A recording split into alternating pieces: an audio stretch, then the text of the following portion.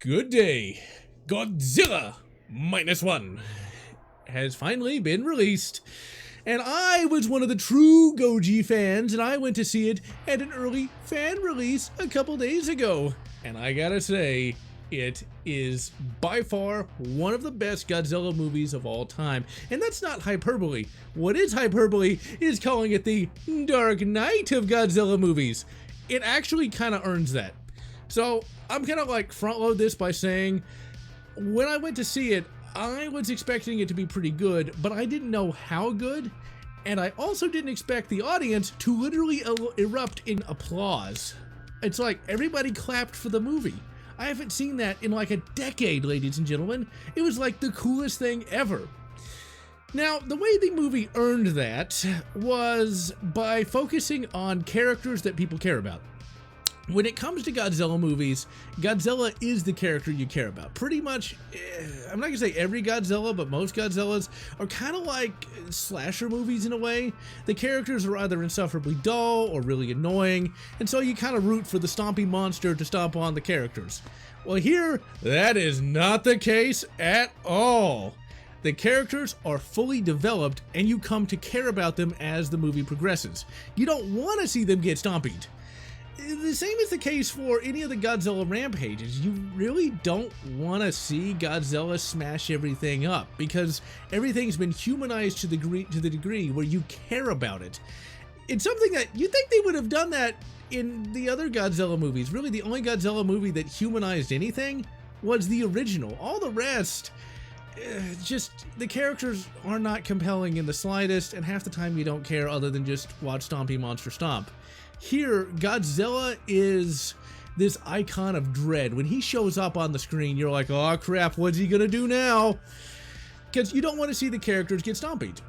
Now, our characters for the movie are a former kamikaze pilot who, after the war, joins this boat crew that is destroying mines left over from the war. They're all pretty well fleshed out. You got the scientist character, you got the captain character, you got the kid character. These are all basic archetypes, but they work. And they're fleshed out to a degree where you get to know them. Most Godzilla movies, they'll have like a character, or maybe one or two others that are just kind of there. No. The main character is the former kamikaze pilot. He lives with his kind of girlfriend, and he has a kid that's not related to any of them. I'm not going to spoil how that works because that really is important for that character's development. And you basically just kind of see him go from this broken, war-weary kind of guy to... he basically, the whole movie is him trying to not get stomped by Godzilla and get over his pain from World War II. This is a pretty big deal. This movie will make you cry if you're of that persuasion. I'm not going to lie, at the end of the movie, some tears were falling out of my eyes. Now, the movie is not boring. This is a major problem with a lot of Godzilla movies, even the American Godzillas. The thing about Godzilla movies is Godzilla costs a lot of money to be on screen. Okay, and so they don't want to show Godzilla that much so they can save that money. Well, here, despite this movie costing far less than an American Godzilla, you see Godzilla quite a bit. In fact, unlike with a lot of other Godzilla movies, he shows up in the first 10 minutes. And he bloody eats people. Well, actually, he doesn't really eat people, but he like bites them and throws them into the stratosphere. It's awesome. And terrifying. Now, the fan event that I went to was at an IMAX theater, and it had a kick-ass sound system. When Godzilla was like bellowing his mighty roar, the whole building shook. And he does have a mighty roar. It's a bit different from the other Godzilla roars, but it's pretty good. It's scary. That's the thing. It is terrifying. Godzilla in this is terrifying. Now, with that in mind, you've got your typical Godzilla tropes. You've got your characters. Godzilla shows up, he smashes up some cities, and then they got to figure out how to take him out. Now, when they figure out how to take him out, it's kind of a far-fetched plan, but it's fitting with the Godzilla theme. It's this sort of hyper reality, as some would say, and it works. Even characters call out the plan. It's like, that wouldn't work. So yeah, it's not an open and shut sort of thing. The movie never drags. This is not a saggy ass movie in the slightest. Every scene builds on the scene before it. the human parts aren't like, oh god, just hurry up. You actually want to see what's going on with the characters because they're that compelling. One thing I really like is this sort of the message of the movie is regular people coming together to fight a greater foe, and that greater foe is Godzilla. Because like the military can't do anything, the US government's not going to do anything because of the Soviets, and so it's up to basically just regular people coming together to hatch a plan to stop Godzilla from stomping their homes.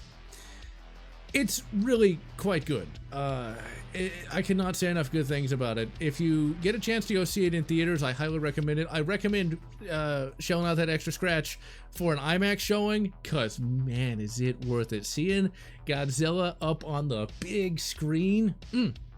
The acting is really quite good. The main dude is very emotional in the movie. Like he sells his character really well, and you're rooting for Godzilla to smash stuff up, but you're also rooting for that guy to not get smashed up too.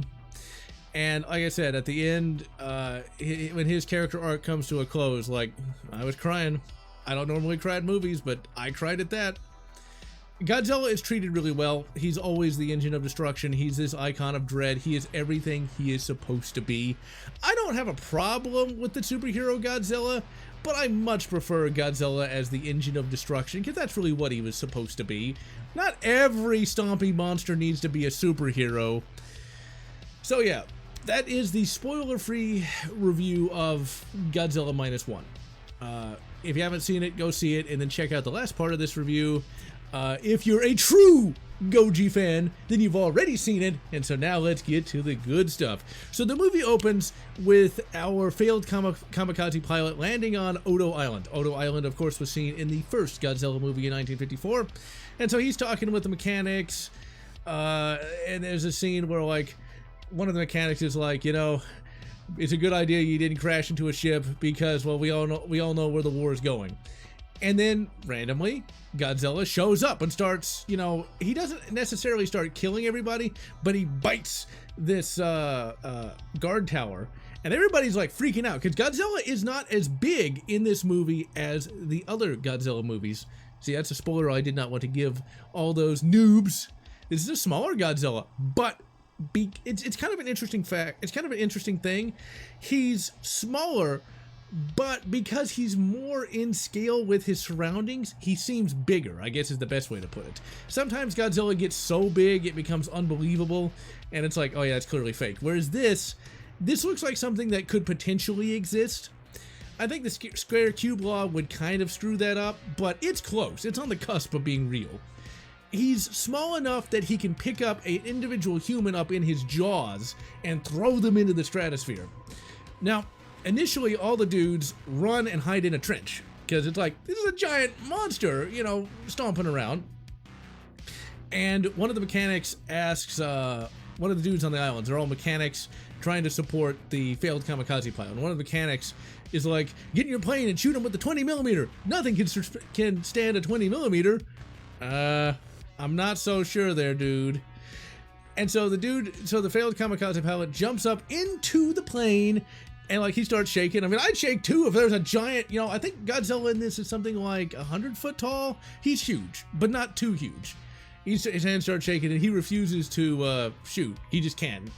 He's like, Godzilla's mouth is like right by his face. So yeah. Well, one of the mechanics opens fires on Godzilla, and of course it just pisses him off, and Godzilla starts killing everybody. It's a visceral scene. You can see Godzilla, he's grabbing people with his jaws and everything, and Godzilla kills all but the kamikaze pilot and one of the mechanics. The mechanic wakes up on a boat, and no, the kamikaze pilot wakes up on a boat, and the surviving mechanic hands him this parcel, and he doesn't know what it is. So our hero goes back to Japan. The crap has been blasted out of it, and he goes back to his old home, and it's just a pile of rubble.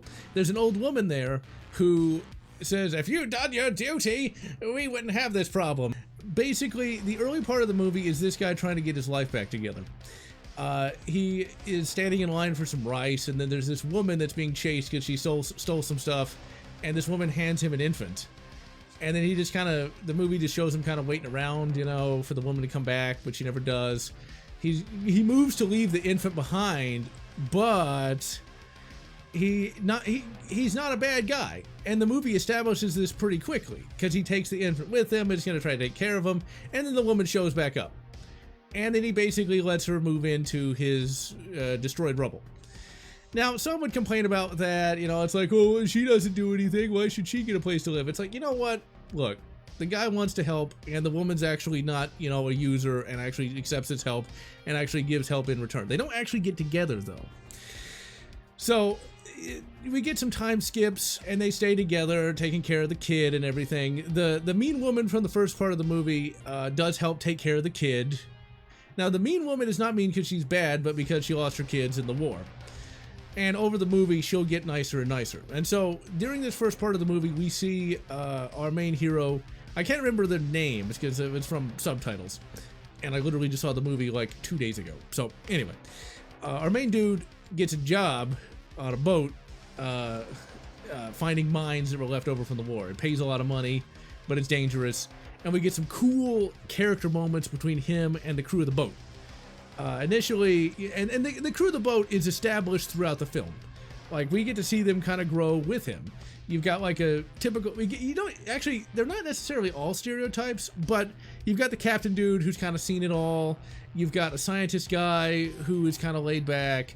You got the new guy who's kind of like, you know, brash. And then you got our character who's a little cynical but wants to do his duty. Well, anyway, where Godzilla comes in is we get some time skips. We get to see him, we get to see our main guy blowing up mines because he's a really good shot with a machine gun. But then we get to see like Bikini Atoll get blown up by Operation Crossroads, I want to say. And Godzilla, we get a scene of Godzilla's eye as its flesh starts melting. And this is what provokes Godzilla to start going to kill everybody. Godzilla, we get some information that MacArthur says that, well, you know, we can't help you, good luck.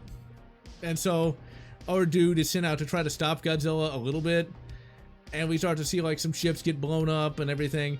But our guy gets attacked by Godzilla, and they're able to kind of hold their own. They got some mines on their ship. And there's some really cool like banter back and forth before they find Godzilla, where it's like, they're sending us out here because we're all they have and we're expendable, just like in the war. There's a lot of cynicism about World War II that we see, and I thought that was pretty neat. Anyway, the first big battle between Godzilla and our dudes is pretty cool. Like, they don't stand a chance against Godzilla. But our guy drops a mine into Godzilla's mouth and blows it up! And Godzilla gets messed up! And then immediately heals. But before our guys can get killed, in comes this big-ass ship that starts shooting at Godzilla, and you think, like, yeah, they're gonna take him out! This is a Godzilla movie. Godzilla immediately heals, and then destroys the ship. And so, they make it back to, our guys make it back to Tokyo, and they kind of waste some time, and then Godzilla shows up and does his rampage, and it is a kick-ass rampage, and you don't even want it to happen. Because, once again, Japan has been humanized, as has the characters, and so you see them trying to rebuild their country, and you don't want to see it get smashed flat again. This is a really kick-ass rampage. It is very much an homage to the original 1954 Rampage, but he's just smashing everything up, but it looks really good. The CG is excellent here. Nothing ropey, definitely not nearly as ropey as some of the Shin Godzilla stuff. And so Godzilla's smashing everything up. Our character's not girlfriend is on a train. Godzilla bites it, and she's like hanging on, trying not to fall out. She eventually conveniently falls into some water, and you think like, oh, she's gonna be okay, right? Uh-oh. She's running from Godzilla. She meets up with our hero, and they try to run, and then Godzilla stops because he's getting shot at by some tanks, some Japanese kind of crappy little tanks. It wouldn't matter if it was a Sherman or a Koenigstiger, because it's Godzilla. Nothing like that's going to stop him. And Godzilla starts winding up. It's atomic breath. His spines are shooting out. I will say this. The sound effect for Legendary Goji is much better than this sound effect. The Legendary Goji has that ominous whirring sound as he builds it up, but this Godzilla's atomic breath is better than any of the other atomic breaths. Because, like, the spines are shooting out, and he brings his head back, and boo, He shoots the atomic breath, and it blows everything up. And when you're in the IMAX, this is like, it's like you're actually there. It's like an actual big atomic explosion. Now, here's a scene that I think is really cool, though. Our dude's just kind of watching with his not girlfriend, and here comes the shockwave from the atomic explosion, and she pushes him into this alley. And like, I thought that was really cool. You would not see that in an American film at all. And he thinks she has died, and he starts screaming at Godzilla. It's like, that really starts tugging at your heartstrings. It's a very, very good rampage. Like, it's filled with a lot of dread. The Godzilla theme starts playing, and instead of everybody cheering like, yeah, Godzilla, go smash, it's like, oh crap, it's Godzilla, he's gonna start smashing. And it's really good. It's really, really good. So basically, Tokyo has been blown to pieces. 30,000. The movie says that 30,000 people are dead. So now they got to try to figure out how to take down Godzilla. Now, for some reason, the American and Japanese governments aren't working to try to stop him. I mean, I'm not surprised, but, you know, you think they might try to do something about the giant stompy lizard. There was a line from the trailer that does not appear in the movie. It's where, he'll never forgive us for what we did to him. That doesn't play because Godzilla is the pure villain here. He's not even remotely tragic. It's like, you gotta stop this guy because he's gonna kill everybody. Because he killed everybody. He killed 30,000 people. You know, I don't know why that line was in the trailer, because it's like, that goes against the tone of Godzilla is bad guy. Godzilla bad man. So they got to try to figure out a plan on how to stop Godzilla. So this former destroyer captain starts bringing a bunch of old naval personnel together to try to figure out something. Well, the scientist dude from our hero dude's boat comes up with an idea to strap a bunch of Freon to Godzilla and sink him down in this trench. I was thinking, like, I'm not sure that would work, but whatever. It's one of those things where you just kind of got to accept it. It's like, do you want to see somebody defeat a giant stompy monster or not? You just kind of have to let it go. Their idea isn't a bad one, but I don't think that would work. The idea that they had is like, okay, you sink down Godzilla, and if the pressure doesn't crush him, they're gonna have these inflatable rafts around him. You'd have to have a shit ton more rafts than that, but whatever. And then raise him back up, and the pressure change would break him apart. That's not bad. It's just, that's the best they had. And the movie even is like, I'm not so sure that's gonna work, but whatever. And so they get some destroyers that were decommissioned, and they start planning on doing that to stop Godzilla. All right. There's some major emotional moments where, like, our hero dude has to tell the kid that he kind of adopted that, you know, that her mother isn't coming back, and she starts crying. And like, crying kids can be annoying or they can be heart-wrenching. And in this, you get hit right there, right in the feels. And so what also hits you in the feels is they come up with another plan to basically lure Godzilla into this trench by having our ex-kamikaze pilot get in a plane and try to goad him into this area. Okay, now they try to find one of the mechanics, and the movie kind of wants you to believe that we're our ex-kamikaze pilot, because as far as our ex-kamikaze pilot knows, his not girlfriend is dead. So it's like, oh man, is he gonna sacrifice his life? And one thing I did not mention, since all this is pretty much stream of consciousness, is our ex-kamikaze pilot has been dealing with PTSD, like major league PTSD. This is one of those things that like I told you, this is like sort of the Dark Knight of the Godzilla movies, because the PTSD thing really makes this character even more sympathetic. There's a scene where he wakes up screaming. Now, he wakes up screaming because Godzilla killed all of his men, but still, like, I wasn't expecting that. And like, he keeps saying, my war isn't over, and stuff like that, you know.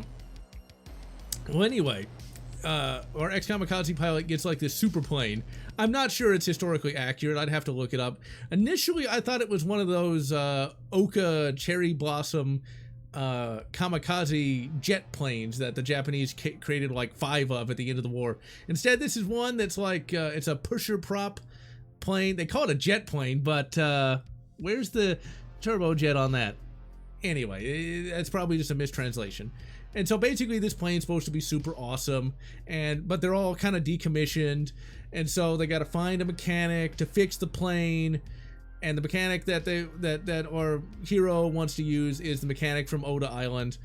And I'm not sure you could fix those planes in like a day, because those airframes would not be airworthy. I don't care how many you cannibalized, but whatever. The final battle of the movie is our dude gets in this plane and he's shooting at, Godzilla, trying to get him mad. And they do end up wrapping up. They do get Godzilla out over that trench, and they start wrapping him up in the Freon. And it looks like it's gonna work, but of course it doesn't. And there's this really cool scene where it goes completely quiet because Godzilla, he's popped back up out of the ocean. He's winding up his atomic breath, gonna fire it. And then here comes our hero, and his friends are like, don't do it, don't die, because they think he's gonna crash into Godzilla. Well, he pops out in the last few seconds. I'm not sure that would really help with the size of that explosion, but whatever. Do you want our hero to live or not? And so it crashes his plane into Godzilla's mouth as he's winding up his atomic breath, and Godzilla basically blows up. They blew him up. And our guy, he floats down to the ocean and they fish him out. That's a pretty cool climax, and don't worry, Big G is, we'll get to him in a minute. So Godzilla just kind of falls apart and then falls down to the depths of the ocean.